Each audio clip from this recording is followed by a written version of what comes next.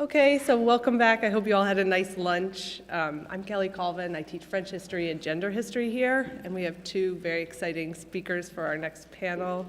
The first speaker will be John Bowen from Washington University. He's been studying Islam and society in Indonesia since the late 1970s. Since 2001, he's been working on Western Europe and North America on problems of pluralism, law, and religion. His Why the French Don't Like Headscarves concerned debates in France on Islam and laïcité. Can Islam be French? Treats Muslim debates and institutions in France, and appeared in French in 2011.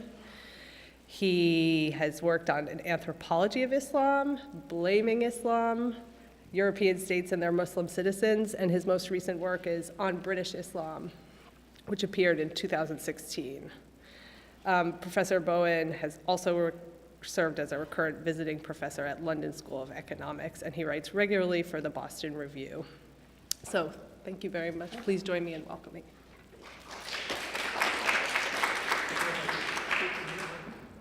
Smaller groups. No? Better up there? Because what? Oh, okay. How's this?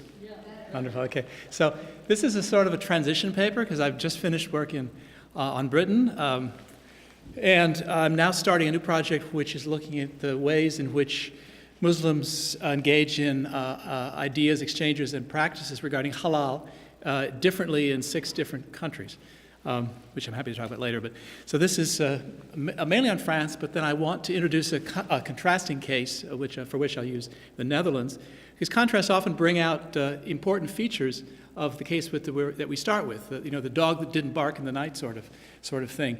And so that's why I'm going to throw this in at the end. So first I want to trace the importance of categories of public space and peoplehood to French practices of policing, religion, and laïcité. Then I look more closely at the state's approach on one issue, namely that of producing halal food that is permissible to Muslims. The French approach involves both top-down control and, from time to time, scandals involving the marketing of halal. Second, to better highlight the specificity of halal scandals in France, I turn very briefly to the Netherlands, where scandals tend to concern freedom, vrijheid, that's the key word, more than a problem of public-private demarcation. And indeed, a new Dutch demarcation of space will nicely invert the spatial logic of France, and I'll explain that as I go. So first, France. First of all, the importance of public. Nearly any issue that you look at in France involves notions of public somehow or other. Controversies take on heightened tension when they regard the public school with its near-unique position as a universal socializing agent. State venues are also public in the sense of incarnating the people with a capital P, even if they might be tightly closed off to public in the ordinary sense. The broader sense of public, whether meaning on the street or in a cafe, invokes not just geography, but also sentiments and laws about civic publicness, a common life. This fluidity of meanings attached to one word, public, is an essential feature of its use in political and policy debates. Indeed, we could say that most, if not all, of French political theory revolves around the tension between the principle of guaranteeing individual freedoms, the legacy of the revolution, the rights of man and the citizen, and on the one hand, and the principle of safeguarding the public interest or public moral order. After all, the 1789 Declaration says, and you saw this put up earlier, no one shall be disturbed for his opinions, even religious ones, provided that their manifestation does not trouble public order. Ordre public, which I often translated as public moral order, it's got a very Durkheimian quality to it as it's seen in France. So, and the law continues in Article 6, the law is the expression of the general will. The general will might then trump the individual's opinions, but how do we know the general will? It is somehow public, but in its old French meanings, public pertains to the state or to the people, meaning open to general observation. The people is understood as a single unit. We have space and we have people, capable of manifesting a general will. They have to be able to do that. Legally, this is currently expressed by Article 1 of the 1958 French Constitution, which declares that, quote, you all know this by heart, France is an indivisible, secular, democratic, and social republic. Thus, the state does not recognize fractions of the French people, and group rights are anathema. But Does the state stand or act for the people? Should public matters, res publica, be visible? That's a broader question that I'll explore. But public space on the one hand and the people on the other normatively intersect at moments of national gatherings, such as very recently in January 2015, the moment where the largest gathering since liberation assembled at the Place de la République in Paris to stand for unity after the massacres at the offices of Charlie Hebdo and the kosher shop. Many experienced this gathering as the public manifestation of the people. Those who did not attend or who expressed dissenting opinions were seen as out of step. School children in the poor outer cities of Paris and elsewhere, those who declined to observe a moment of silence were seen as a sign of the danger posed by poorly integrated Muslims, not as an instance of legitimate dissent. And several public figures vowed to double down on the teaching of laïcité, of secularity, in the schools to correct the problem. Several of you alluded to this already. Some months later, Nicolas Sarkozy condemned the practice of offering a substitute for pork in school cafeterias, as if doing so would make public divisions among school children and hence break with the notion of the unity of the people. Now, other countries also have ideas of public space and a people. In the United States, for example, we, the people, established the Constitution. But we did not rely on a state to proclaim the people's desires. We were the autonomous corrective to government overreach. The trope of people versus government, as a result, has a lively American history ever since. Public space is caught up in the tensions as well. Should, for example, federal lands be returned to the people, or at least to the states? It's an ongoing controversy. Some of Marianne Fourcade's writings are very good about this, by the way, contrasting French and U.S. notions of space and public interest. Although most of the contemporary issues about pluralism have to do with immigration and religion, one should note that much of the controversy in France has been about regional demands for recognition, including Corsican claims to be a separate people and linguistic minorities' claims in several regions demanding recognition for their language.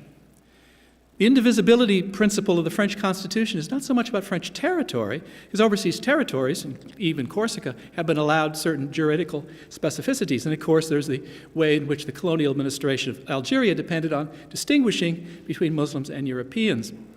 It's more about the indivisibility of the French people.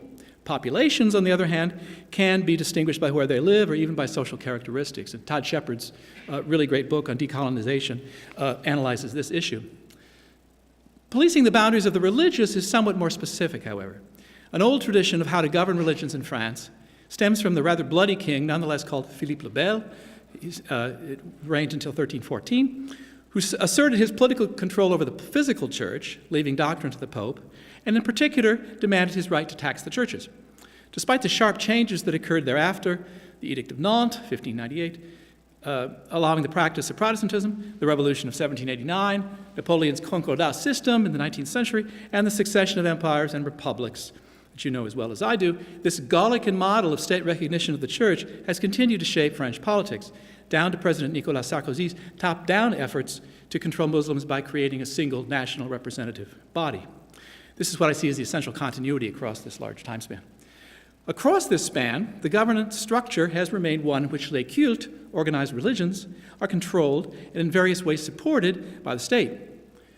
But of course, there was 1905, when, after a strong set of anti-church policies, the government passed, quote, the law of separation of church and state, of state and religion, rather. Today, this law is celebrated for enshrining laïcité, or secularity, and for establishing the neutrality of the state with respect to religions, a kind of establishment clause, to use American language. In fact, the law contains no general philosophies and has become kind of a Rorschach for every author's normative fancy. Indeed, the word laïcité does not appear in the law of 1905. But the law did target the presence of religious references in public space. Although he took a relatively liberal position during the debates leading up to the law, the main architect of the law, Aristide Briand, nonetheless denounced oppressive publicity. I quote him, "The street and the public belong to no one. Why do you claim the right, you Catholics, under a regime of separation, to violate this religious neutrality by exhibiting, in full view of the citizens who may not share your beliefs, objects that exalt your faith and symbolize your religion? Is your own conscience capable of being free only so long as it can oppress the conscience of others?" And that was the relatively liberal view on the matter. Note how visibility is assumed to be oppressive because divisive. But the law is ambiguous. Although Briand clearly had in mind oppression by municipal displays, the law as passed prohibits any exhibiting by anybody. And in 1905, this broad interdiction attracted the support of many strong anti-Catholics in Parliament. Today, this wording continues to prevent a church, for example, from posting any notices about upcoming church events, church activities outside church grounds, although a concert in a church could be considered in the local public interest, those are the relevant words from the law, and thus be advertised everywhere and so forth. And you see, Vivaldi concerts in churches advertised all over Paris, but they're not religious events. I've written elsewhere about other examples where the state regulates religion through the very careful delineation of religious spaces, for example, in public cemeteries, where private religious concessions can be overtly religious, especially in the once called Muslim cemetery in Bobigny, which is attached to that hospital we learned about earlier today. The concessions can be overtly religious as long as they do not extend to the public spaces between concessions. One helpful counselor to a mayor once explained to me that you often see large crosses in the middle of public cemeteries in France, and on further inspection, you'll note that they're planted in the private concession of a priest or some notable figure of the church, and as long as they don't topple over and touch the public ground, they're okay.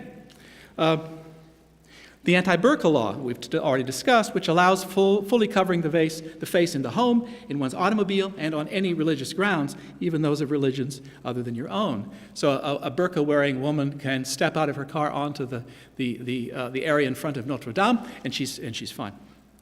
Of interest as well is the Constitutional Council's 2011 defense of the just mentioned law, the anti-burqa law, which claims that face-to-face sociability and reciprocity of greetings is so important to ordre public that the Parliament was within its rights to ban anything that would make impossible such communications.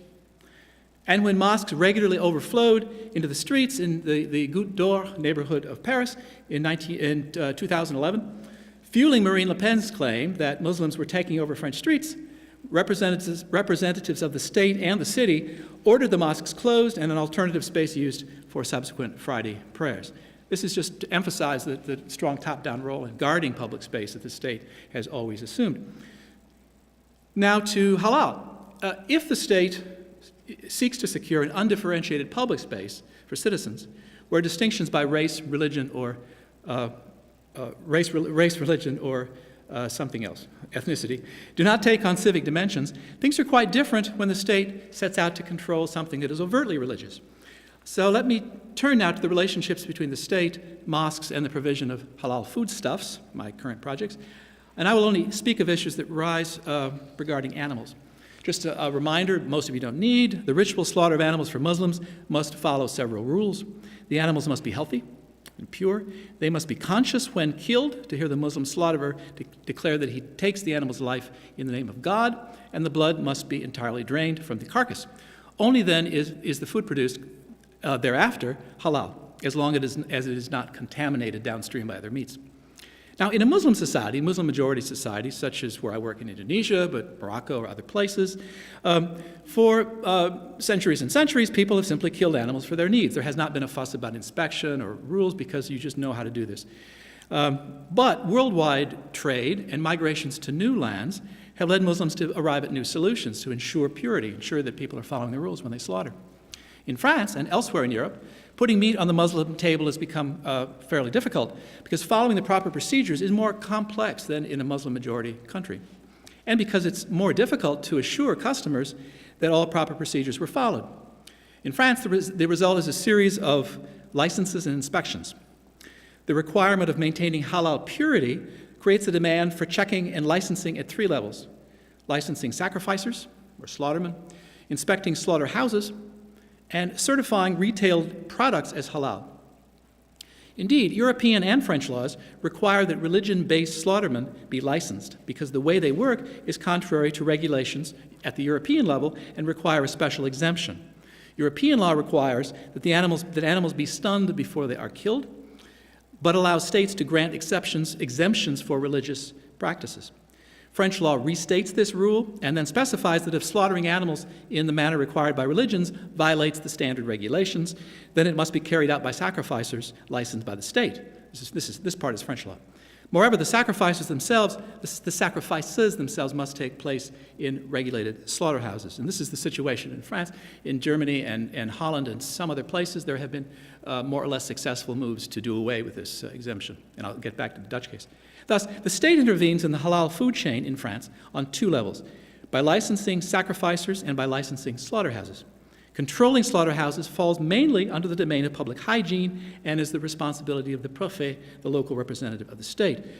The préfet may also authorize an individual to practice ritual sacrifice, but these authorizations are temporary and, in a sense, ad hoc. In any case, within the logic of French secularism, it's a bit odd for the state to judge whether or not an individual is capable of acting in accord with religious norms, and so the prefects have tried to avoid taking this route. Another solution, fortunately, existed. The state had already delegated the licensing of Jewish kosher butchers to the consistory, the consistoire, the body created under Napoleon to represent Jewish interests before the state and vice versa, and to its Beth Din.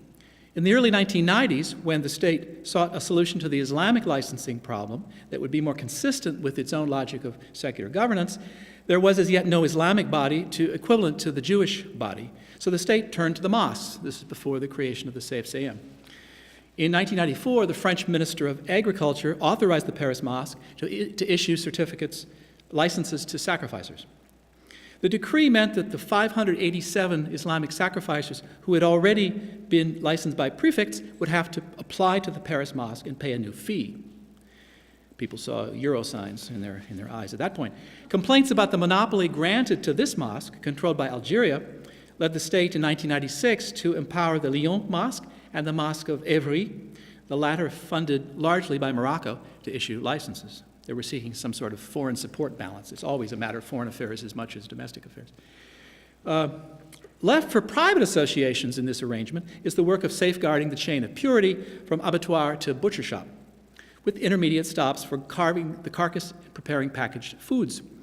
In France, one such association, À votre service, AVS, has gained a good reputation among most Muslims, I think, particularly in contrast to the Paris Mosque. In my larger comparative project, I'm working with a number of different associations in different countries, and they're all in increasing communication among themselves.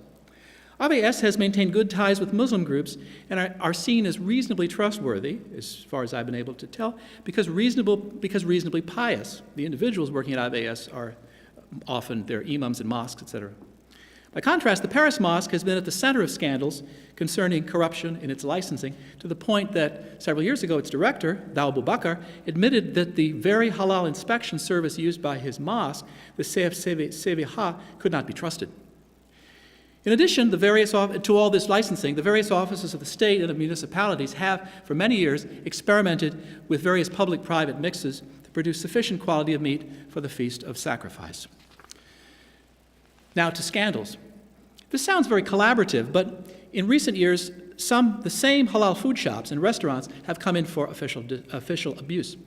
These are not marked religious spaces, nor do they receive state support.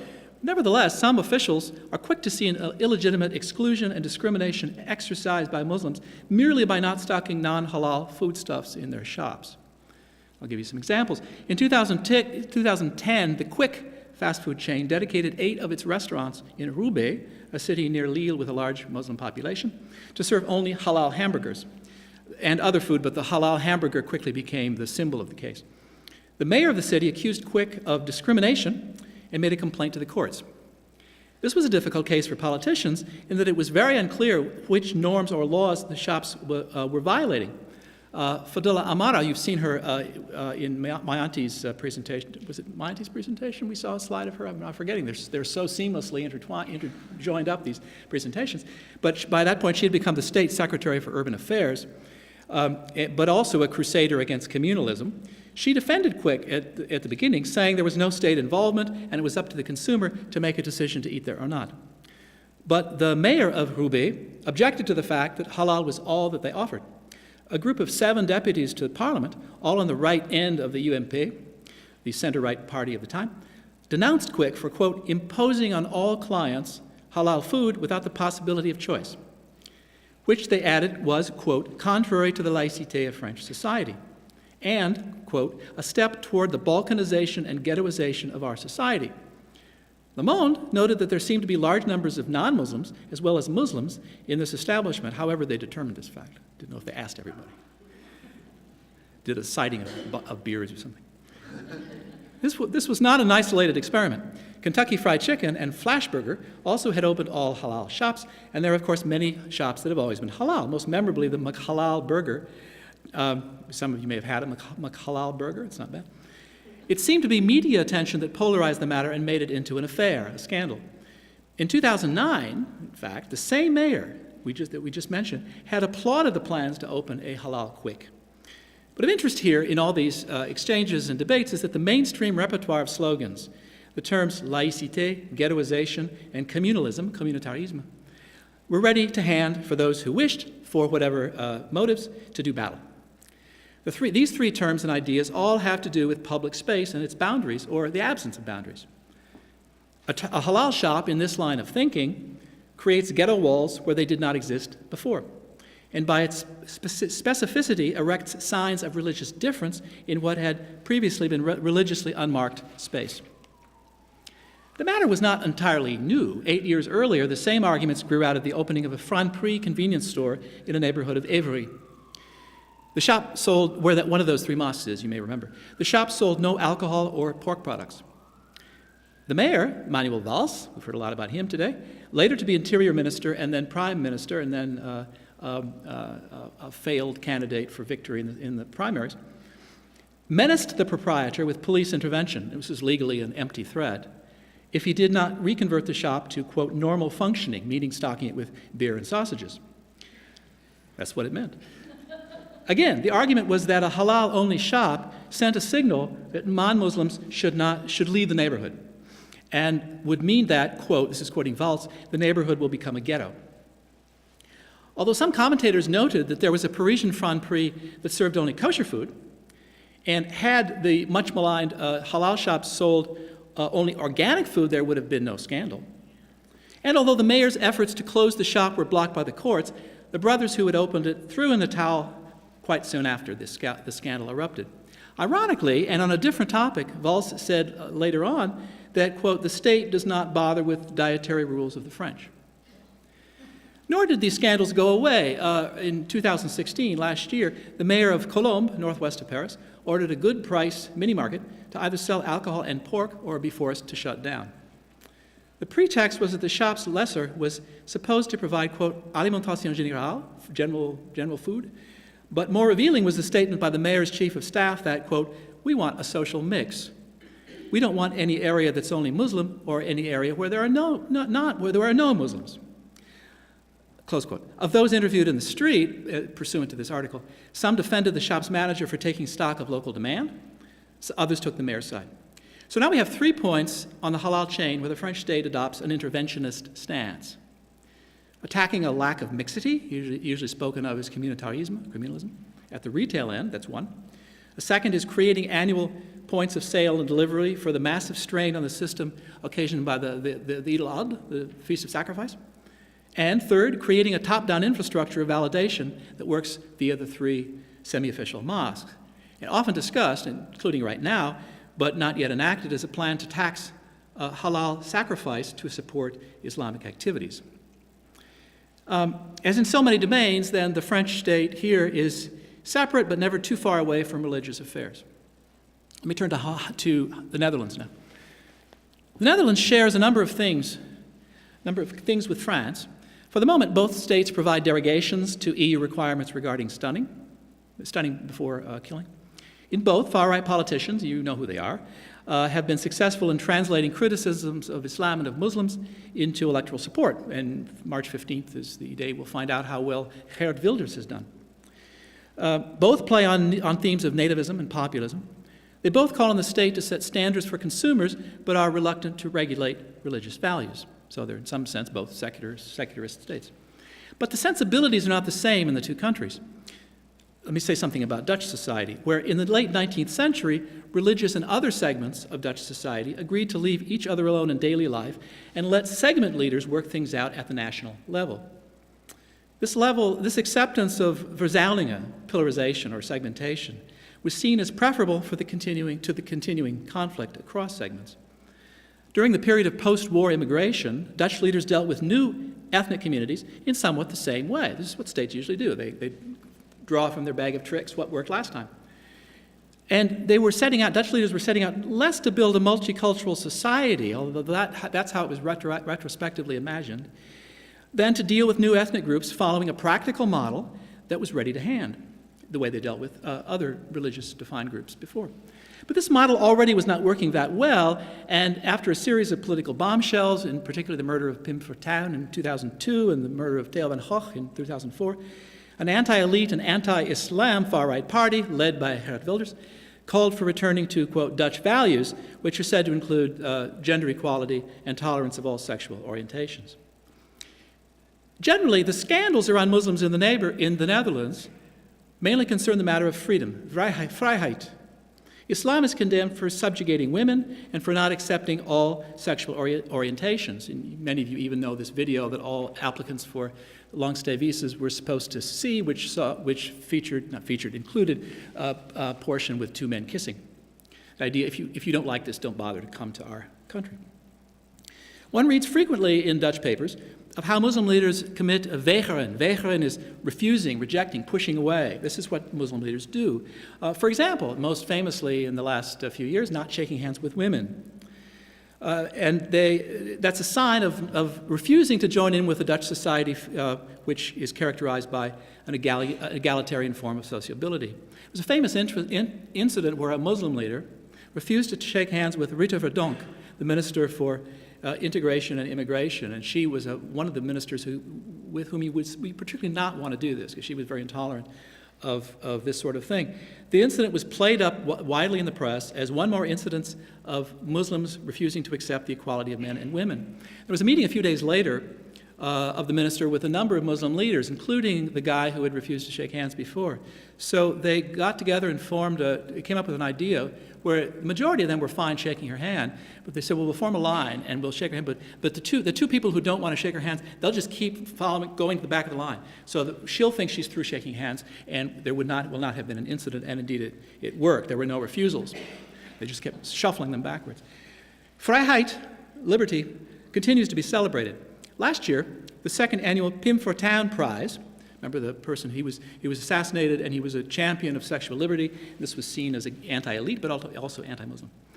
The finalists to the prize were all journalists who showed a willingness to speak out, especially concerning Islam.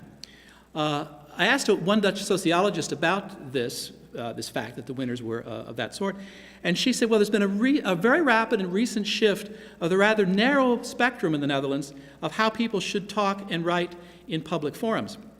It used to be, quote, we cannot talk about the Muslims. That's what you basically couldn't talk about Muslims at all. To now, something like we have an obligation to Dutch people, as Dutch people, to speak freely about the Muslims, and we are being terribly courageous when we do so. Saying so gets you into print. Conversely, the director of a major halal certification body with whom I'm starting to work pointed out that he and others avoid, if at all possible, any mention of the word halal in public. So much has it become a synonym for pushing away, rejecting Dutch society. It is as if, in the Netherlands, the Calvinist background continues to operate by hardening the requirements for being accepted as Dutch, accompanied by a firm intolerance of intolerance. You don't like gays, we don't like you. Let's turn back to the question of halal regulating. The Dutch government's involvement in the halal chain is minimal compared to France's. Slaughterhouses need a form with a stamp from an imam to notify the government of how big the need is for ritual slaughtered meat. You've got a lot of people here, we're going to have ritual slaughter start. A government body assesses the imam's statement, and if they find it reasonable, they give permission to the slaughterhouse to practice. This results in what's often called buying a stamp from the imam for commercial ends. Compared with the French procedures, the Dutch body is much more regularly in contact with religious leaders themselves.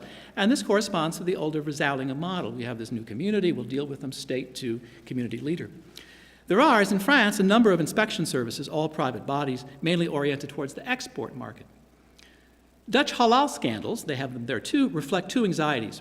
One is that the export market for Dutch-produced halal food will be weakened by revelations of product impurity. A particular consequence was a 2010 Dutch TV broadcast that had sampled 10 doner kebab, you know what these are, the Turkish sandwiches, right? From different shops in the Netherlands, all purportedly 100% lamb, and found that one was in fact 100% lamb, whereas the other 9 had various combinations of mutton, beef, turkey, chicken, and in one case 100% pork. The producers were all exporting as well as producing for a domestic market, and this is what the scandal was. This is going to ruin our ability to export to other countries. This concern over the export market gave strength to the efforts taken by the tiny Partij voor Dieren, the Party for Animals, that has only 2 representatives in parliament. They are for humane treatment of animals, to urge banning the killing of animals without prior stunning on grounds that the stunning is more humane. And this bill to ban the killing of non-stunned animals indeed passed the lower house of parliament, but not in the Senate, where it was seen as infringing on religious minorities' rights. Many who supported the bill voiced their opposition to the presence of Muslims more generally, among them Wilders, who was one of the leaders behind the bill. It did not pass, but in early 2016, the minister stated that by February 2017, thus supposedly now, the government will put in place mechanisms to prevent the export of halal or kosher foods, and that domestically these products would, quote, be only available in religious communities. Their argument is that non-stunned meat violates Dutch values of kindness to animals, and that especially after the partial success of the earlier bill, those violations of values might be outweighed by religious freedom concerns for Dutch Muslims who have a legitimate claim against the Dutch state, but that these violations should be minimalized. Abattoirs that wanted to perform ritual slaughter would need to register and would then be monitored by the Dutch Food and Goods Authority. These measures pose a challenge to the Dutch tradition of private self-regulation, a tradition growing out of Dutch trading practices and indeed the invention of the joint stock company in Amsterdam. We will see what all this leads to. Well, one of the things that I noticed right away is there's a neat spatial inversion with the French case. Whereas in France, the opening of a halal-only shop in a neighborhood threatens mixité, encourages communalism, and discriminates against non-Muslims. In the Netherlands, Muslim-oriented shops, generally halal only, will soon be the only place where non-stunned halal meat products may be sold. In this way, the claim is to defend Dutch values by allowing some objectionable things, but only if they remain in Muslim neighborhoods, and that there is no mixité of distribution networks, one for Muslims and one for everybody else. So it's a nice, neat inversion of the spatial logic that the two governments are following out. But this is a case where we've got a number of similarities in orientation, in political attitudes towards Muslims, and even regarding halal. But underneath these similarities, there are long-term specificities about how, in each case, the state articulates fundamental ideas about publicity and space with religion. Thank you.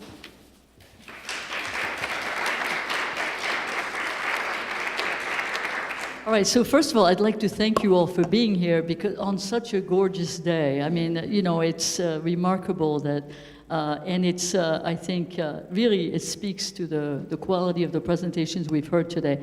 And I think that all the members, certainly Louis and all the members of the board of the Center for Excellence will agree with me that this is exactly what we had in mind when we proposed this conference, and this is actually even better than we thought it might be. So thank you again. So first of all, also before we start, I want to extend an invitation to all of you to come and join us for the reception, which will take place in the gardens of Rochambeau House. So we can take advantage of the beautiful weather at Rochambeau House, which is the home of the French Studies Department and the Hispanic Studies Department too.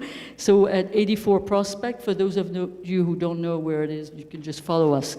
Everyone is invited, and everyone, including of course undergraduate students, and so everyone is welcome. So this roundtable discussion, then I will invite everyone here, both the participants, to the conference and also the audience to ask questions. And I just want to start by reflecting a little bit about what we've heard today, because it seemed to me really remarkable that, we had these three panels, and we can't escape this trinity, evidently. But, and the first two papers were really, I think, very important in the way that they reminded us of the ways in which this question of pluralism, with regards to religion in the French Republic is often hidden from view, right? And so certainly with Ian's reminder of how this manifests itself during the revolutionary period, and then, moving on to Ethan's very important reminder that, behind Islam there's also Judaism, and certainly in the French context it's very important. And I'm also thinking about, some of the work I've done on the question of religious freedom and religious toleration, thinking about, John Locke's letter on toleration, which is, as you know, written in the context of the exclusion crisis in England when it was the Catholics at the time who were under suspicion of treason. But remarkably, the argument made by Locke for separation of church and state, what he calls the business of the commonwealth and the business of the church, is an argument that is made really within a global context. He talks about Islam, he mentions Judaism, he talks about the ritual slaughter of animals, and he even imagines the time when the commonwealth might have legitimate reason to put an end to that practice. For example, if the country faced, terrible famine, and if the practice of a religious ritual, which should normally be indifferent to the nation, were to become, a cause for alarm. And he also, of course, mentions all the various rituals of Catholicism, which I think people have forgotten, including Catholics themselves, since they don't practice them anymore. And so the argument on toleration in the late 17th century, at the time of the revocation of the Edict of Nantes, so at the time when the French king is basically declaring this fiction of La France toute catholique, right? The idea that now all of France is Catholic. This argument about religious freedom is not, as a lot of people think mistakenly, it's not just all idealistic, it's not just in the world of ideas, it's also very much grounded in an understanding of the practices and rituals of religious faith. Now, the second panel also, I think, really allowed us to think about the question of visibility, which is really, I think, this is the way the problem has manifested itself in France. All of a sudden, a large population which had until now remained invisible was now visible. And so the conflicts have been really centered on that, on the visible signs of religious affiliation. But in this context too, we see two things. One is that, again, behind Islam, there's always other things. There's not just Islam. And you could also argue that it's also Catholics who have become invisible. And they're now asking, requiring, or demanding a new form of visibility. That's what sociologists are calling zombie Catholicism, saying that we thought it was dead, but it's actually alive. And it manifests itself in ways that you did not suspect, right? But also, I think both, Naomi and my auntie reminded us of the ways in which this visibility, the visibility of this, form, the religious forms in the nation, are also inseparable from, gender and sexuality, and that's something that certainly we've seen in this country too. Although I didn't want to talk about Donald Trump, but the association of Mexican immigrants and rapists, obviously has brings us back to these some of these associations. And then finally, the third panel, it seems to me, was very precious in the way that it really, first of all, did two things that we need to do. One is to always keep in mind the kind of the global context in which these issues occur. So, for example, the halal debate. It's very helpful to hear John talk about how this, to take these two cases of the Dutch and the French case and compare them, and also, think about the ways of course, in which these discussions of halal are connected to the discussions of kosher, and how the new polemics around ritual slaughter, which are now centered on Muslim ritual slaughter, at one time in Europe were centered on Jewish ritual slaughter. And in a, you know, with I think in keeping with this idea that I think that we need to be, I think these two papers reminded us of the fact that these discussions on religion and the nation take place in fundamentally polemic contexts, which need to be understood. And Nadia gave us a really interesting look at the shapes of this debate in France, at very particular, peculiar forms of the debate in France, which nevertheless I think have relevance for us. Although I will say that one of the interesting things about this conference is to see that because we are liberated from the polemic context, you know, that Nadia alluded to, we're really able to engage more easily and more constructively, I think, in you know, the business of reflection and thinking about these issues. So I'm going to invite, of course, the panel to, and there are several mics which you can share, to, you know, if you have any questions of one another, and also invite the audience to intervene. So any questions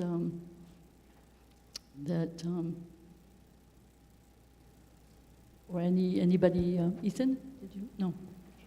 Yeah. I'm not the only person who has thoughts, so I wasn't claiming that I had something, you know, that was the best opening. But sure. Thanks again to the organizers and to everyone for really exciting presentations. So I mean, just sort of a couple things that I think we haven't talked about that are worth reflecting on, partly in terms of where they fall or don't fall into the contemporary conversation, and perhaps we can reflect on them a little bit substantively here.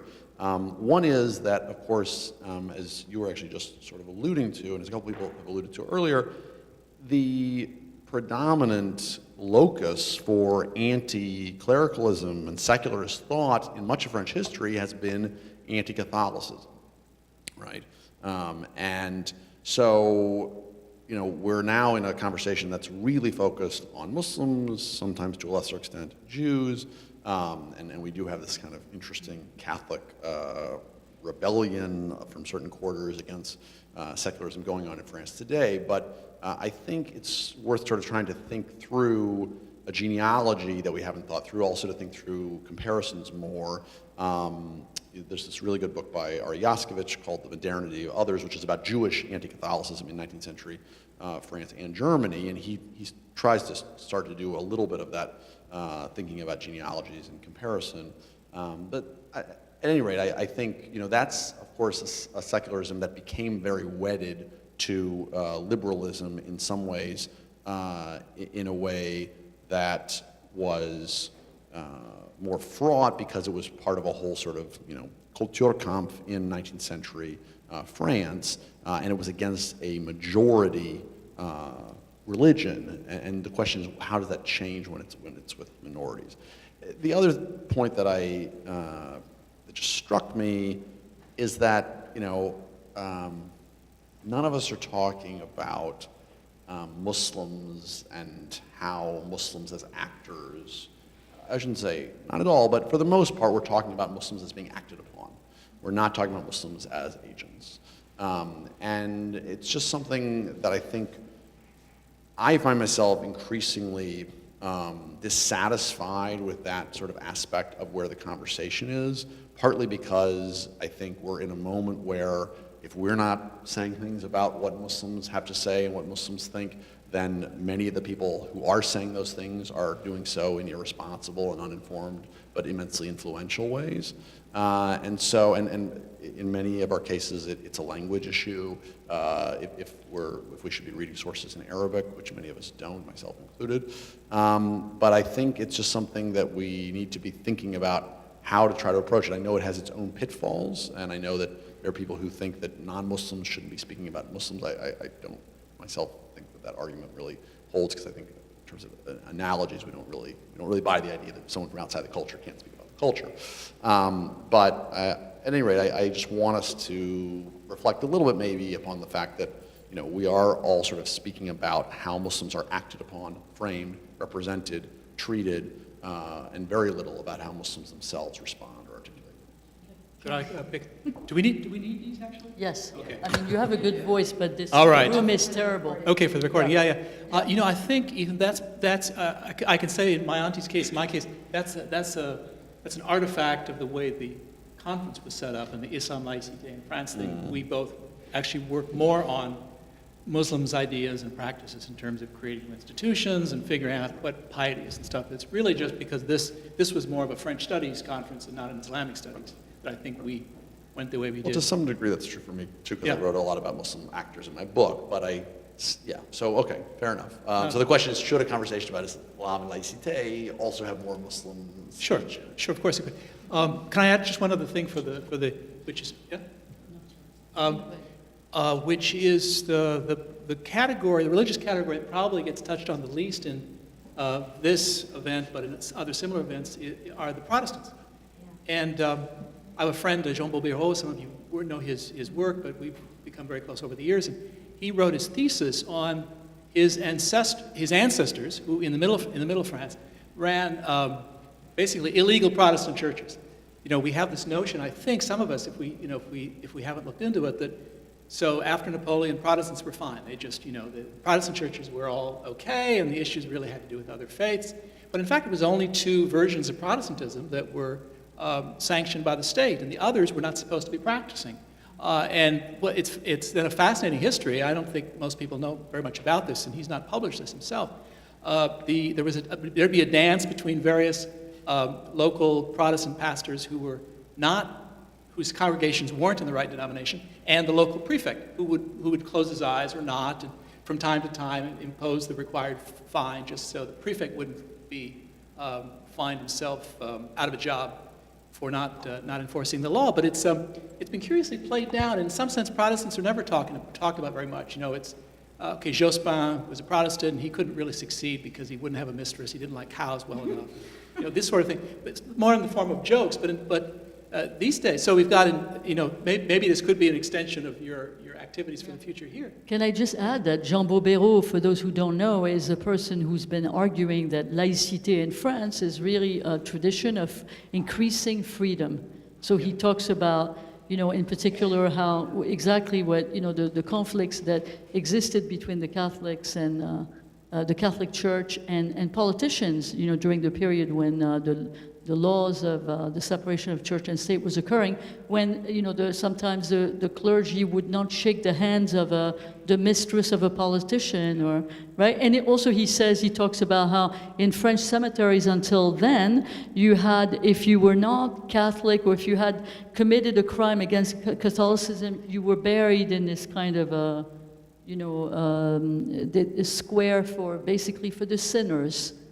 So that's all, and he says people have forgotten that, but it's not that, it disappeared with the laws on the law of 1905. So that's an important aspect, I think. One more thing on Protestants is that, of course, the other huge category are all the new evangelical Protestant movements, which in some parts of the outer ring around Paris, that's where many of the debates are. So. I'm forgetting his name now. Jean-Louis Brard, he's a parliamentarian and a mayor of one of the eastern. Is it Jean-Louis Brard? Anyway, it's Brard, a very noisy man, and he's up in arms about all the evangelical Protestants in his particular city. He doesn't care about Muslims anymore. That's fine, but now it's the evangelicals who are noisy and they're trying to convert people and stuff like that, and they're not white. That's important. Yeah. So maybe that could be added to the mix of things that we talk about to expand this discussion. Yes, thank you. Nadia, did you want to? Go ahead. I'm glad that someone actually brought up the Protestant Catholicism point, because I've been thinking, I was trying to think about this and how to, this is more a comment than a question, but I just want to try to tie together, I think, the point about Locke and the point that Ian raised in the first presentation about religion as opinion. And this point about Catholics and Protestants, because one of the arguments about the genealogy of secularism, right? This is what Tal al-Assad's argument is, that in fact it emerges out of a kind of Catholic-Protestant debate, disagreement, conflict, and the very terms that we're so used to in thinking not just politically about secularism, but secularity itself is, largely a kind of Christian history in some sense, right? And so there's an interesting way, and when you mentioned Locke, I was thinking more about the way that treatise on not the treatise on toleration, the letter on toleration, where he really understands religion as conscience, and he's one of the, he and Bayle and Voltaire make this distinction between practice or manifestation and conscience, and he's okay tolerating conscience or opinion, but not practice. And already I think you could argue that one sees a kind of Protestant understanding of religion precisely not as practice, but as something else, as a forum internum, and this gets written into the language of the law, religious freedom law. And so I guess I want to sort of, I don't know how to think about this, but I think there is something to the fact that Muslims and Jews and non-white evangelicals get kind of interpolated, it seems, into a larger history that has had political and institutional and discursive effects that we're calling secularism now, in a way that they never quite fit into the categories that have been given in some sense, right? And so, again, I just want to sort of put that on the table. And then the second thing, the Muslims, I really take your point about, and I think John is right, that we all, in some ways, the framing of the conference, was what pushed us to talk about the Republic and the State and laïcité. But I guess my point that I was raising earlier, and sort of in response to your question in the panel, is that I think, yes, we have to think, I think, both about Muslims being acted upon and Muslims acting in the relationship between the two. I think what I would want to shy away from is a kind of research paradigm in which we think about Muslims acting somehow in their own little worlds, right? And we do a kind of ethnography of a tribe, which I think I would want to shy away from. I'm sure you would too. But I think it raises the question too of what we mean when we say French. And I think it's really someone raised it just now, but it's really important that we sort of think about France. You talked about decolonizing the revolution, but think about France itself and what it means to be French. In much more robust and kind of,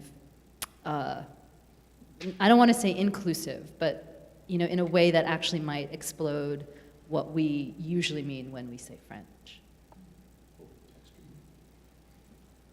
Yeah, or heterogeneous, or not actually coherent. Yeah. There is no French. Right. Anybody else? Nadia, did you want to say Yeah, I just wanted to throw into the mix that Mayanti was bringing together some things from the questions earlier. And this goes back, I think, to Ian, your comment or question to Mayanti earlier. And you used the idea of like multiplicity of Islam, and you were saying, think of the multiplicity of Republic.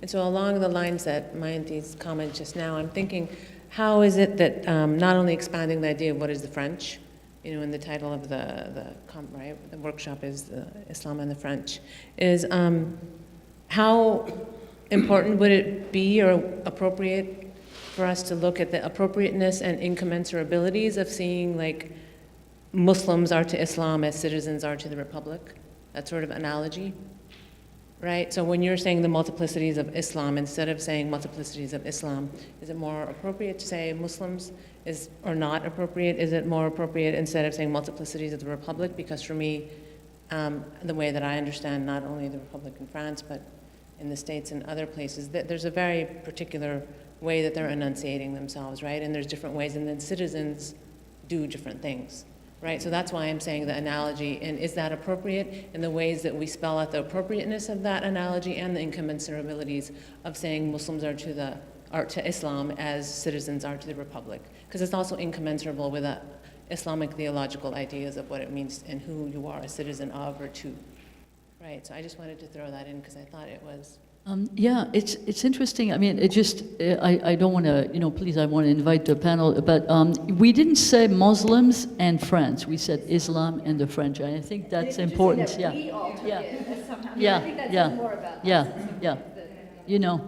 Right. So that category of the French, it's a very, no. But it's also interesting that, in the time of the revocation of the Edict of Nantes, when the Protestants were denied, religious, political existence in France, and also at the time of the exclusion crisis in England, the fights between Catholics and the exclusion from the throne of England of the Catholics, the question was asked about, are these people French?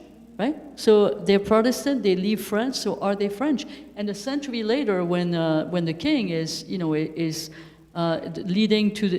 up to the edict of the so-called Edict of Tolerance, the question is 100 years later, in 1780, in the 1780s, when the Kingdom of France and the king are asking the question, what happened to those people who left France, as a result of, are they still French? Can we bring them back as French people, or can they claim that? So I think there's an interesting history there, right? Yeah, I think that just focus, always reminding ourselves of plurality, not just as a category of historical analysis, but the plurality of the categories that we're using. It's just, it's a way of taking us away from constituting these kind of monolithic relationships between, such as saying, Muslims are to Islam, citizens are to the Republic, etc. Because, they're all overlapping. They're all overlapping, and they're all different mappings, and they're changing. And, historians, I guess, when I think they're doing a good job, then historians are willing to see how the categories are changing and shifting all of the time. So I think, reading Naomi's book, for example, really taught me about the ways in which Muslims were being, were not preceding the actions of the state, but were being co-produced by the state. And so that was very, very important to me. I guess the challenge that I set myself in this project on the French Revolution was not just to see the way in which the revolution was producing Muslims, but also the way in which these ideas about Muslims and even the actions of Muslims themselves was also creating the revolution and was constructing the republic from the beginning. And part of that is, I fess up to a desire to pose that question, that I want to see how when we pose the question of Islam as a productive question in thinking about French history, as opposed to thinking where do Muslims fit kind of as latecomers into French history. And it was a kind of I guess it started off in some sense with some bits and pieces of evidence, but also a thought experiment. And what was generated was actually so much material that I'm finding it hard to get it into a publishable shape, because it's, there's too much in that sense. So this is, I guess the point is about how we keep posing and reposing the questions. And, this is what Nadia was talking about. It's terribly important that new generations of scholars should come and rethink, because I do believe in the concept of a usable past. I don't believe in the concept, this is sometimes where I differ from my French colleagues, I don't believe in the concept of a scientific past, that is, that you just have to try to find the truth, and that it's a question of, I do think there are multiple pasts, there are plural pasts, and which ones we choose to observe, which ones we choose to, I guess this is also, the anthropological view that you as a participant construct the object of observation as well.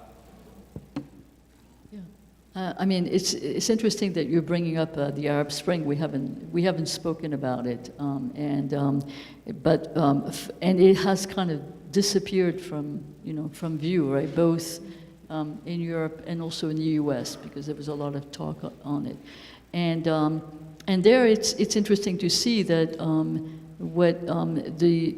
the way that this Arab Spring resonates in the Arab world, in North Africa and in other parts of the Arab world, right? And in particular, people have argued that prior to the Arab Spring in Tunisia, there was an Arab Spring in Algeria that was kind of, not really reported because also of that difficult relationship between Algeria and France, and so in some ways Tunisia was, in sort of a safer space, and also perhaps because the events that took place in Algeria were seen in a different context when the Iranian Revolution was sort of like there was the trauma of the Iranian Revolution seems to have been lifted now, at least in the West. Nobody talks about the Iranian Revolution.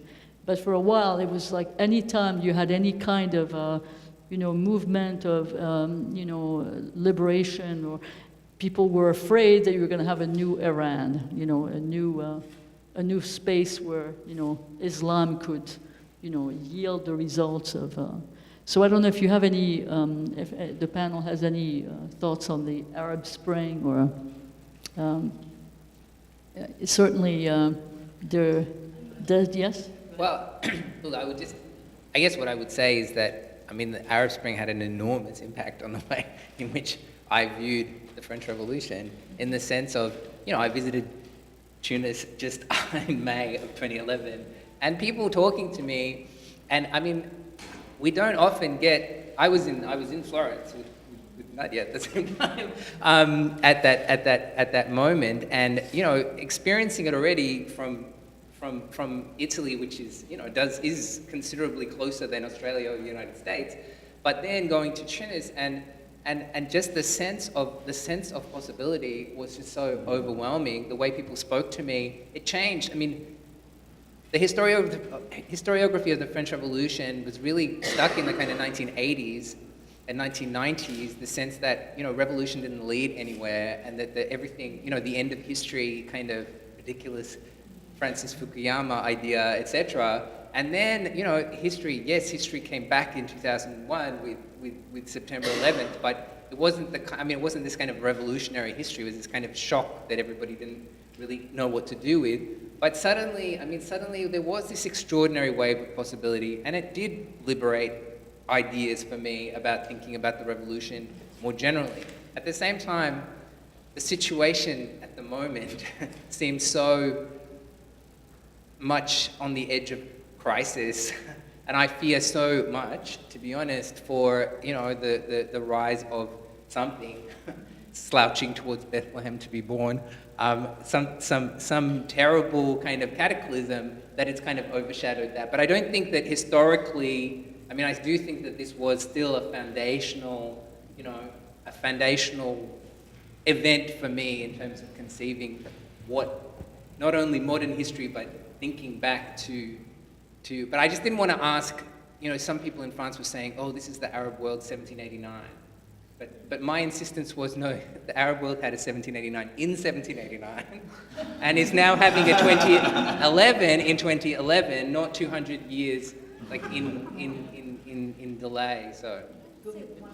What I really like about, Nadia, what you just said, and also Ian, your paper today, but also the book, I just read Gary Wilder's Freedom Time, which is sort of about futures foreclosed in some sense, right? And about sort of future possibilities, or historical possibilities that might reemerge in the future, kind of thing. And I think it's worth, this is a question for the historians here, maybe, because it seems that part of what in some ways all of you are doing is also just tracing these subjugated histories that continue in some sense, right? So these windows don't close. They don't shut. They might close, but it seems like in the way that we do history or historiography, but even just thinking about not so much writing a history of the present, but actually perhaps writing a history of the future that might take up some of these subjugated histories and subjugated knowledges to think of sort of future possibilities. Because we have a tendency, I think, that Foucauldian history of the present, how did we get here? But there are other histories that keep going in some sense, right? I'm not making a lot of sense because it's late, but I'm really interested in the way that all of these, a lot of your work has really illuminated that for me. So in some ways, thank you. I want to bring up another aspect of this question of Islam and why we titled the conference Islam and not Muslims.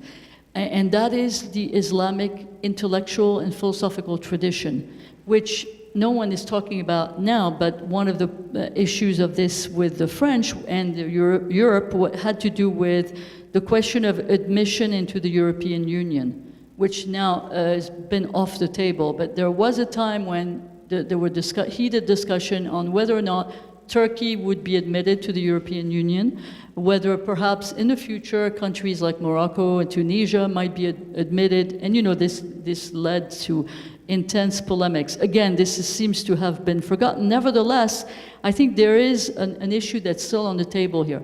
What happens with this Islamic intellectual tradition? Is it part of the French European legacy, or is it not? And there are, we have medieval historians who have tried to, and literary scholars who have tried to argue that you can't separate the Western tradition from the Islamic tradition, because obviously there was a shared intellectual legacy. But nevertheless, I think in the current context, certainly after the terrorism, the idea that Islam is a threat, this has led to obscuring this dimension, which I think really is part of this topic.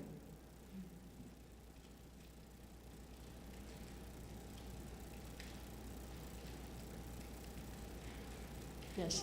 I'm not sure if this is directly on what you're asking about. It's related, and it also goes back to the sterility of the. Do you have a radicalization of Islam or Islamization of whatever it was? Of radicalism.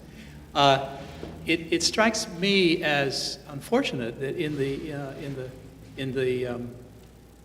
the most highly mediatized version of these debates in France about Muslims, about Muslim scholars, about Islam, about France, etc., that what one doesn't find very much attention being paid to are the serious efforts by Muslim scholars, public figures, scholars, teachers, people putting together Islamic institutes and mosques, etc., to really think seriously about what sort of Islamic teachings they should be engaged in. They've been doing this for 20 years. But I remember Olivier Waugh, I appreciate very much, once said it's not going to, of particularly low importance in these questions about what's going to happen to Muslims in Europe is the question of their own reinterpretations of their tradition. He thought that would have no real impact. It would be for completely other reasons. That really dismisses any sort of taking serious Muslims rethinking their tradition, as they always have done. I mean, is thinking the Islamic tradition is something that's always been dynamic and had to do with adaptations and new conditions. And that, it strikes to me, I mean, I'm sure there are people here and there who work on this, but in terms of the central tendency and the most highly publicized tendencies in France, it sort of gets read out of the picture. Capel is supposedly the one who's starting from the Islamic side, but his version of that is family networks among jihadists and meeting up in Afghanistan. And I just read his penultimate book, not the very latest one. So there's really very little seriousness paid to Muslims thinking and teaching and constructing institutions about Islam itself. It's not exactly as bad in Britain, but it's almost. But that's been my impression for 10 years now about the French debates, that they're really missing taking Islam seriously. Thank you very much. There's a question here. Hi, yes, thank you guys so much for your important historicization, I guess. I want to go back to my auntie's question because it has been percolating in my brain as well. You've shown so eloquently and importantly how the French state republic perhaps has both forced Islam into the public and then manufactured its incompatibility with, secularism or maybe French culture and all that stuff. And I'm wondering, so what do we do with all of that you've given us today? You publish books and then cross your fingers and hope for the best? How do we sway?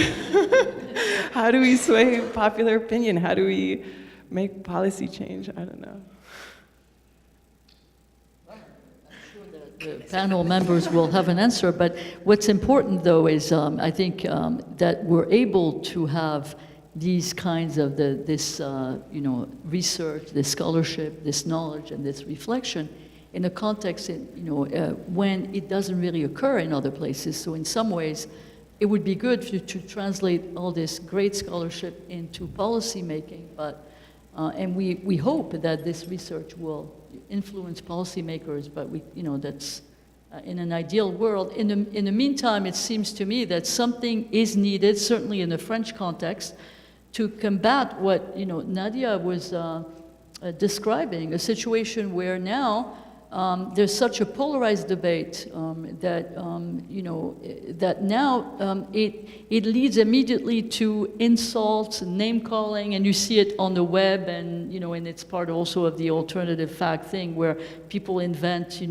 a Muslim riot in Frankfurt when it never existed. So I take your question seriously, but I think maybe the members of the panel have ideas about. Yes, Naomi? Thanks for that question. I want to answer it by, in part, thinking about some of the other questions that we've been asked. And one, I think that's really interesting what you just pointed out, John, about the lack of a taking seriously of Muslim intellectual tradition in contemporary Europe, or at least in contemporary France.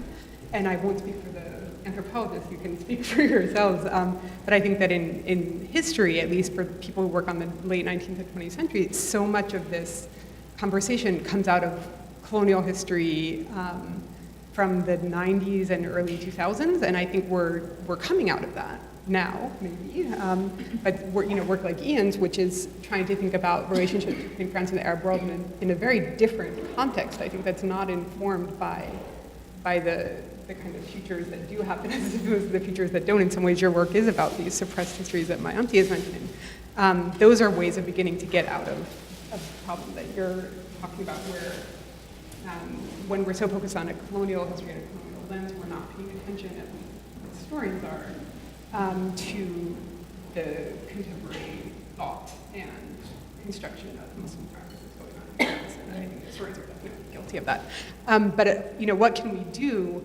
I think in some ways, Nadia, your point is your paper provides a really interesting and depressing look at the difficulties of that, right? Because I think about something like the Stasi Commission that had intellectuals who have thought a lot, Jean Debout, among others, who have thought a lot about what secularism means, how it's constructed, how it is a historical process and not simply something that comes down from the heavens complete.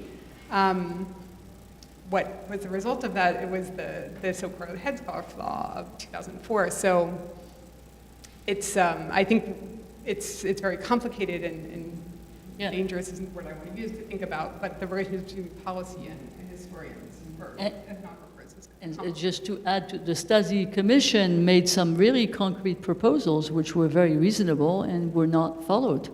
So, this is an example of the difficulties, Maya? Ian, did you want to say something about this too? Or? So I was curious, actually. It was interesting. You asked, what do we do? And then you said, how do we speak to policy? And I actually would say we don't speak to policy, or at least we try not to speak to policy. Or some of us maybe don't do that, because in some ways, I don't think I'm writing for policymakers. I think I'm actually writing for a different kind of audience. And I guess I wanted to say two things. One goes back to Nadia's presentation about just the really awful situation in France right now for a lot of kind of critically thinking intellectuals, frankly. The first is, I want to think about who we're writing for and who's going to use the information or the knowledge that we're imparting or providing or whatever. And I'm not sure that it's policymakers, and I kind of hope it isn't in some ways because I'm deeply suspicious of policy, precisely for the reasons that I think we've all outlined. So I wonder if there's another way to, might it be other kinds of people who are reading my work? But that, I think, goes to the question of being an American academic writing in the American Academy. And I guess I wanted to ask you how, so in some ways it seems like, on the one hand, I'm also deeply suspicious of the kind of hegemony of American academia and the way in which theory comes from here and is used over there. And, so that's very suspicious to me. I mean, that's how it works, and I'm aware of that. But on the other hand, I think the position of American academics within the kind of global hegemony of academia means that we have a lot of power. Perhaps not in this particular instance where, the existence of American academics seem to do very little. But I guess my question is there a way, to use the language of allyship, right, that has been used in other kinds of domains, to think about the relationship between different fields in different kind of national academies. Because it seems to me that there's something about, I know that there's a way in which I am read as an objective voice on Islam in France. I'm sure you are too, John, in a way that, let's say, Abdel Ali Hajat and Marwan Mohammed are not, right? And so I think there's a way in which maybe we can think about our own positionality within not just American Academy or Australian Academy, I mean, you're in the American Academy now, but you know, within a more transnational academic sphere. Oh, this is, I mean, he's even confused, the sociologist. I know there's two of them, but one of them's not an academic, and he's constantly confused. There are two Marwan Mohammeds, one of whom is the spokesperson of the Collective Against Islamophobia in France, and one of them who is a sociologist who writes about Islamophobia in France. And they're they're constantly confused, and they're both accused, of course, of being, you know, well, funds for, you know, suspected terrorists, essentially. Yeah, I mean, I think that's a really, really good question, and it's a question that needs to be asked all the time, right? What do we do, and what are we doing with it? And, you know, because there is a risk of kind of professionalization where we're speaking just to our colleagues. What Nadia and other colleagues did in confronting directly in the press these kinds of questions, I think is really brave, and has, you know, it's really difficult and hard because there is this backlash. And I mean, we were discussing this earlier, the same kinds of things have happened over sensitive issues like this in Australia, over Indigenous questions, and massive backlash against people and attempts to completely undermine their credentials to speak and to vilify them racially, all sorts of things. So there are, I mean, in terms of my work, I guess I see it as trying to disrupt the self-evidence of certain kinds of statements that are made about history, which I think are very, very powerful because they're just the kind of underlying, they're not the immediate kind of claims that are being made, but they're just the kind of assumptions that underlie. And so it's a question of trying to offer people tools by which they can not just have to accept that this is just the kind of underlying basis of facts. And it's not alternative facts, right? But it is nonetheless alternative histories which are based on evidence, right? I mean, all histories are based on evidence and are based on interpretations of the evidence. No history is a fact. All histories are constructions in some kind of a way, which doesn't mean that all things that you say are true. I mean, we have a way of building these things on evidence. But, you know, there are historians who really reject the idea then of drawing these connections to the present. And I absolutely agree with Mayanti on the connections to the future. I mean, that's exactly what I have seen as the point of doing this work, is to give people the possibilities of thinking differently. This happened again and again through the 19th century, over the French Revolution, over rewriting the French Revolution. Michelet wrote a new history of the French Revolution. He was fired from the Sorbonne. His students started to protest in the street. It turned into the 1848 revolution. I always tell my students, I hope if I get sacked that, you know, you'll overturn the existing regime. But, you know, they don't seem to be quite as kind of engaged as they were in 1848. But nonetheless, I mean, the point is, I think that I've seen, I mean, it's a small thing. You're not going to change the world entire in terms of writing one book, but nonetheless, people are surprised, and people, and I mean, all sorts of people in France have found in it, you know, found in the work, doing that work, just talking about an Arab France, I mean, even trying to think of an Arab France, it shifted something for some people. I think I still have a long way to go to try to bring that to a wider public. Part of that is being able to write in ways that will kind of reach across the divide without simplifying the ideas to a point where they become caricatures. So I think, you know, but I'd like to, I mean, one day I'll do something as brave as and take the rap for it. Get into trouble, yeah. I wanted to build on Bibi's questions and your answers so far on how we can think sort of across disciplines as well in terms of what is to be done type thing, in terms of historiographies of Islam and ethnographies of Muslims. Like, what are some concepts that, whether it's anthropologists, what are concepts that have worked, for historians that are perhaps from the discipline of, I mean, it sounded like you were at least describing a discursive tradition when you used the multiple past or that idea, right? But I'm just trying to think what based on concepts, what can we learn from each other and use, like what, as an anthropologist, what can I learn from an historian in their methodologies and historiographies of Islam and vice versa? What can anthropologists, historiographers learn from ethnographies that can be productive in the ways that we try to sort of move forward? And then I also had a question to John about this idea of there's not enough work on what Muslims, schools, like in trying to relook at Islam or practices in Muslims. So were you talking about there's not enough scholarship on what those schools are doing, or there's not enough? If you could just clarify that. Explain. Right. Yeah. Right, so I did a book, a lot of which was looking at different Islamic schools. Right. And, Islamic French, and at mosque debates and stuff. So the schools came out because I was thinking of my own work, and the fact that there doesn't, and that was translated into, it was one of the books translated into French, but it doesn't fit the dominant French way of thinking about things. It's too complicated.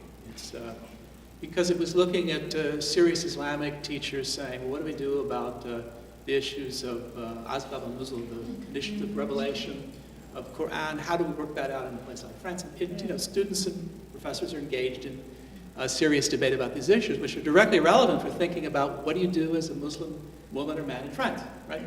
But that doesn't interest journalists, public policy people, et cetera, because it doesn't fit the framework, which is you've got these people who are Muslims, whatever that means, and they create problems. And maybe they can fit in or not. Le Monde always has its polls of are you integrated or not really integrated or separatist. That's how a lot of French social sciences work. A lot of sociologists putting Muslims on these sort of continuum. But it misses any activities, institution building, et cetera, that are carried out by Muslim leaders. What goes on in the various mosques in terms of cross-disciplinary, cross-religious debates about sexuality, lots of things. But you never see it studied seriously by French social science. It just doesn't fit the paradigm. But can I pick up on the other question too? If that's okay.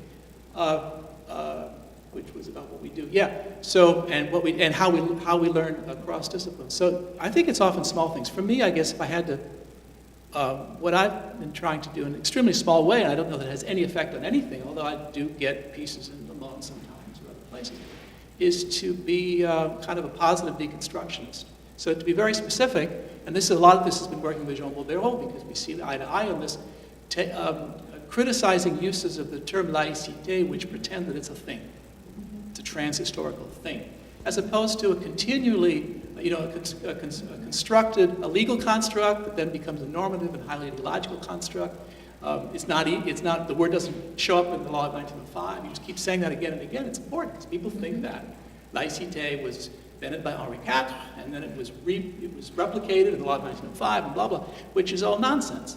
So I've tried to listen carefully to historians, especially of the period from, say, 1895 to 1914, beginning of the war, because there are so many alternative futures, I like that, that were there. I even wrote something about this once. One could have imagined 3 or 4 different contemporary Frances, depending on whether Émile Combes or Briand or whoever else won those debates that were taking place in 1901, 2, 3, 4, 5.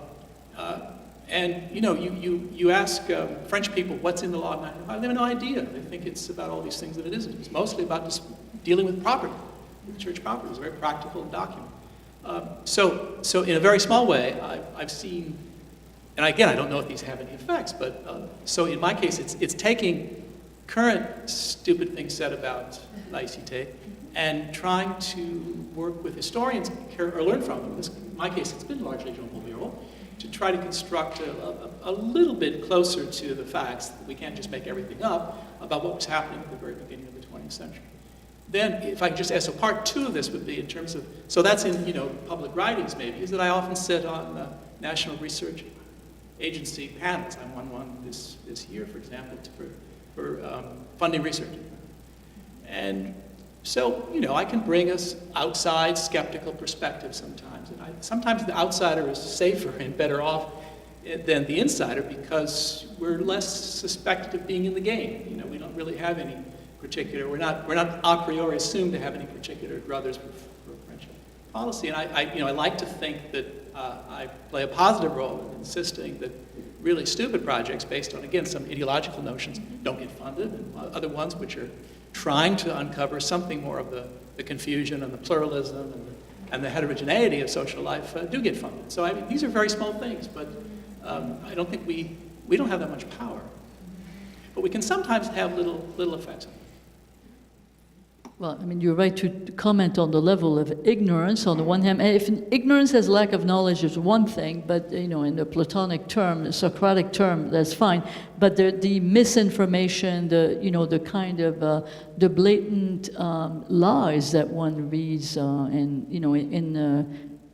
that people have information to really, a mess of misinformation. So that's an important role to play, it seems to me. That's the role of the university.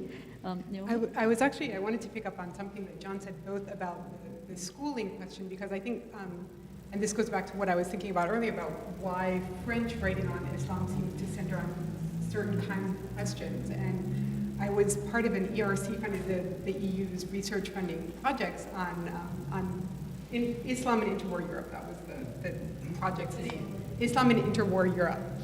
There were no French scholars in this research group, which was primarily Belgian, Dutch, it's based in the Netherlands, German, a few other people.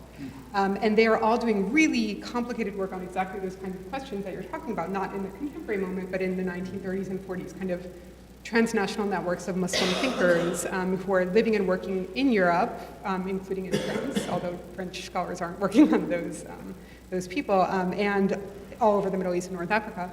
And those projects are funded by this EU network and that are coming out of interest in those fields from scholars in those countries and not in France. And I don't know what I would want to argue about why it's the case that French scholars aren't interested in doing this kind of intellectual history, transnational history of Muslim thinkers, but that funding and the immense amount of money that this team got means that the work is going to happen somewhere else, right? And so these questions of who funds what are immensely important, and your comment just made me think about that. Sometimes it's as simple as a question of language, of being able to work in English. May I add just one thing, since we have this conversation between historians, anthropologists, and political scientists? I think your question is actually really interesting, especially for those of us who work on France, because I'm realizing that most of my interlocutors are historians, in fact. There's John and Nadia and some of the sociologists we were mentioning, and then a bunch of historians. And I think for me, it's not so much a concept, but perhaps a method in the way that I think about France itself, which goes back to Ian's question about or Ian's comment about plurality. But for me, what's useful in thinking about historiography of France and sort of is seeing patterns in some sense that help me think about the French Republic as a structural form rather than simply a historical one. It's both. I think it's really both. But I think there's a way in which an ability to look at continuities and discontinuities, you kind of begin to realize that some of these debates that come up over and over again are actually instantiations of a kind of structuring logic that I would say is internal to the Republic, however we want to define it. And it's multiple structuring logic, sometimes in tension with each other. But that, for me, is what your work and the work of Gary Wilder and Joan Scott and Todd Shepard and other historians has really enabled me as an anthropologist to track. and to therefore see these kind of conflagrations around Islam in the present as sometimes the sort of instantiation of a deeper structural problem that is imminent to the Republic itself and not something between the Republic and Islam. And I think that's also where Ethan's work is really helpful, to sort of see how some of these same issues keep coming up with regard to other religious minorities as well. And so one begins to realize that, in fact, it's not a problem of the Jew or the Muslim, but rather a problem that the Republic keeps throwing up itself, because there's a problem within the Republic, that's sort of my take on this relationship between anthropology and historiography, is a relationship between structure and history, and the way that the structure is produced historically, but nonetheless sort of maintains itself. Yeah, I mean, can I just add to that, I mean, as a historian responding to the work of anthropologists, I mean, I think it's absolutely crucial because, I mean, we're interested in writing about these questions of, Muslims in European history, questions that haven't really been posed. But, I mean, a lot of the evidence is not there. I mean, it's extremely, extremely difficult to find. And so as historians, I mean, the temptation would just be to abandon the question because you don't have the sources, right? We fetishize sources, so we love to have the sources. But, I mean, you have to ask, I mean, by no means is this the first time this has happened, this confronted, the earliest practitioners of women's history, etc. I mean, not having these sources, but I mean, along with that is these questions of what do you mean when you say Muslim, and when you ask some anthropological questions about the practices of Muslims, then suddenly you do start to open up different ways of thinking about what the sources might actually be. That there might be ways of thinking about things spatially, ways of analyzing, movements of people and structures, that could offer, first of all, set up questions like, the halal question. If there are Muslims and they are religious Muslims, then most likely they need to have halal food. So how does that happen? They need to bury their dead in a Muslim way, right? And the best evidence that I have for an invisible Muslim population in Marseille in 1789 comes from the questions around this cemetery, the Muslim cemetery, and I came across a comment talking about how many people were actually buried there, and then you can start to think about, well, then if this many people died per year, then the likelihood. So I mean, it's starting. So using these questions, but also, as I said in my talk, picking up on the right to difference, but reading my auntie's book again and thinking about the right to indifference, and just thinking about, because okay, these Muslims, in most cases that I'm talking about, I don't have an opportunity to talk to them and hear what they have to say, but it's absolutely crucial to listen to Muslims today without making some, facile kind of, because they're Muslims, they're the same. But there are still some, I mean, thinking about the structural questions, you can actually see reflections. Certainly in my previous book, the couple of weeks that I spent in Egypt and getting adopted by some Coptic Christians in Luxor who just, went about their daily business, and I guess I was accidentally a kind of participant observer, and it taught me so much about understanding the processes that had happened in Marseille. The kinds of community, the kinds of interdependency, the kinds of mobility. I really appreciate this kind of work because it's not possible to do it for the period of 1789. Well, thank you very much. I wanted to say that this is, in a way, this was our idea to bring you together, to highlight the work that you do in your discipline. And I wanted to invite you to make some, concluding remarks, each of you, after your talk. And I wanted to start with you, Ian, because the title of your book, Arab France, I wanted to ask you about, the reaction to the title, in the French context. I mean, the reception of the book, in particular the title, whether you could say a few words about that? Sure. Well, it's interesting because whereas I could get away with saying Arab France, when it came to translating into French, I had to decide between la France arabe and une France arabe. And certainly, colleagues here in the United States got anxious about La France juive, right? The terrible anti-Semitic libel of the late 19th century and the ways in which, this could seem to be reflecting that. I personally thought it's better I write this book than someone else should take that title, right? But in the end, they translated it as Une France arabe, which actually in many ways was a more accurate description of what I was trying to talk about. That these people, it was not about an Arab France that necessarily existed. It was about a project. It was about a construction. It was about a making and also an unmaking, and these processes that work against one another. And so I think that in a way that maybe did, and they subtitled it Aux origines de la diversité, and diversité is already kind of a politicized term that they associate with the United States and France. That wasn't in the original title, was it? That was No. not in the original title, Oh, so which they- was yeah. Islam and the Making of Modern Europe. Well, it's quite a Which jump is a from modern different- Europe to right? diversité. The subtitle in French was Aux origines de la diversité, right? So it's just presenting it within a different kind of problematic. I don't really have a problem. I think it speaks to both of those problematics, to be honest. So, but in a general sense, the reception was positive. The original reception for the English version of the book was quite critical from my intellectual colleagues, from other historians who didn't think it was sufficiently scientifique, right? Because it had this kind of relationship to contemporary events and so on.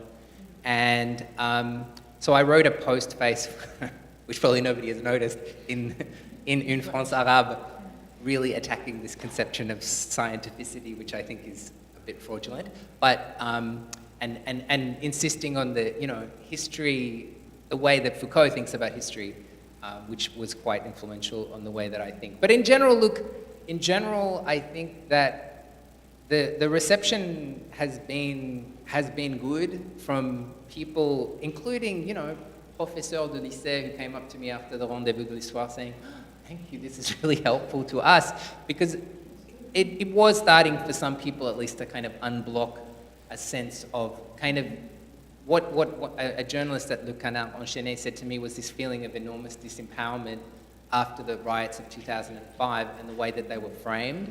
I got very frustrated in that period about the way that, when Muslims were brought on television to talk about it, they were just attacked with this kind of monolithic discourse.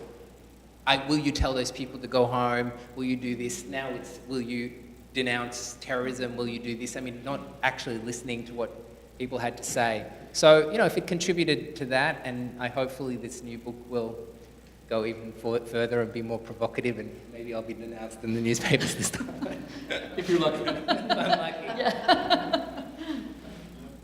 So it was interesting to hear Ian talk about the reception to your book, because in some ways, when I presented my work in France before the book was published, I was always told, "Mais vous comprenez pas, c'est pas ça la laïcité." You're outside, so it's the opposite of Mayanti's. We have some kind of objective. Well, you get that, I'm sure. But this kind of disrupting of categories that couldn't be taken seriously. That it wasn't that I was trying to think differently about Islam, Muslims, the very nature or necessity of even talking about laïcité and thinking about the history of Muslims in France, is was I didn't understand the categories. And so I think if anything, our work or my work, and I think a lot of us here are trying to do is really throw those categories into question, and that if anything, the so what question, what can we do, I think that is ultimately the only useful, that's the only thing that I would try to accomplish, would be to think about the history of what it means to be Muslim, what we're talking about when we say Muslim, and what we talk about when we say France. And that if my work can kind of help think differently about what those things might look like, and question, I mean, this conference was Islam and laïcité, but maybe is laïcité even the best or necessary framework to think about these questions? Are there other frames that we might want to use? What would those look like, and what different stories might those tell? I think that's what I'm trying to do, or that's what my book was trying to do. So I already answered that question, I think, before. Let me just add one more thing. We were talking about scholarship, but my auntie and I were both at a panel at the anthropology meetings this year, which was Engaged Anthropology, is that what it was called? And so there we were talking more about not what a difference our scholarship might make, but as people have a certain amount of credibility in the American context for the fact that we do scholarship, then what do we do with that in public fora, which are not scientific fora or scholarly fora? And so we shared ideas of what we do there. And so what I try to do as much as possible is speak to broader publics or even secondary schools or various kinds of public groups. Usually about five myths about Islam or 5 myths about Muslims, like women don't get a fair shake, or the great replacement idea that birth rates are such that Muslims will make up the majority of Europeans by 2050 or whatever it's supposed to be, all this sort of nonsense. Because people are barraged with that. If you go to Barnes and Noble or something like that, still exists. I guess that still exists. And you look at the tables, where the store manager puts out books that he thinks or she thinks are going to sell. It's like all these books like the Quran, the false god, or this sort of thing. Robert Spencer, Richard Spencer. I was getting mixed up. It's Richard. Okay. The neo-Nazi? No, not the neo-Nazi. The other one, the anti-Islam writer. Maybe that's Robert.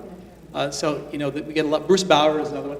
These books sell very well, and they have a consistent message, which takes the demographic alternative facts as its baseline. Say, since Muslims are going to take over, what will they then do? And for that, then you read the stories like my auntie. You had Samra Balila there, I think. Then you fill in with those stories about they'll be the rapists are coming. Stories. So there's a lot of stuff that shouldn't go just into our scholarship, because the historical books, the political science, sociology, anthropology books we write aren't going to be on that table in Barnes and Noble. It's going to be stuff that's written for broader audiences. That's the challenge, I think, is for us to do more of that. So anyway, again, we don't know what effects these have, but that's been my own thinking about how to get the message out beyond the scholarly public. Thanks. So I have, I guess, 2 things to close with. One is just the generational shift that Nadia already mentioned, but just as a kind of personal anecdote, I've been working on this for a long time, and I really, when I started, the work in France on Islam in France was pretty, I want to say bad, but it's not bad. It's just that the framing was very much the frame of integration. Are they integrated? Are they not? If they're not, how can they be, right? And just to see a new generation emerge who are thinking in really different ways and doing really different work, to me is a sign of a kind of cause for optimism in some ways. I think that is the effect of the work of a number of scholars who preceded them, the work of a number of scholars writing elsewhere, right? There are effects for the scholarship that we do, and I think that this is actually one of the examples precisely of that. The second thing is, I guess I also just want to say how grateful I am for spaces in which we can simply think, and I think that, again, I think there's a demand on us, that part of this demand to do something, to have really immediate effects of our work, is itself part of a broader paradigm in which we're supposed to show, what is it called, deliverables, constantly. And I think that there's something really important to maintain space for critical thinking. And I guess I'll end by sort of thanking Brown for creating precisely that kind of critical space where we can just sit in a room and think, where we're not asked to deliver anything, we're not asked to sort of change the world, right? We're not even really asked to, we haven't been asked yet, and I hope we're not, for some kind of edited volume, right? I really just appreciate the sort of space in which to think with scholars whose work I really like and admire, with whom I have some disagreement sometimes, but But just I think that in itself is such a rare kind of space increasingly in the academy. And so I want to both thank you for that, but I also just want to emphasize how important that is in this, especially in this particular historical moment.